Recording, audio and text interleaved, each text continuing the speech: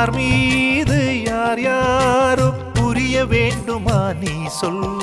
என் காதல் ரெண்டும் பூச வாய் சொன்னதென்ன நீ சொல். அந்த நேரம் என்ன பேச அறியாது போனே நீ சொல்.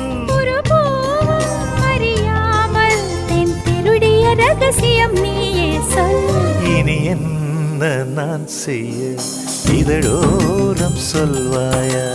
இடைவேளை நீ தந்து இமை தூங்க செல்வாயா.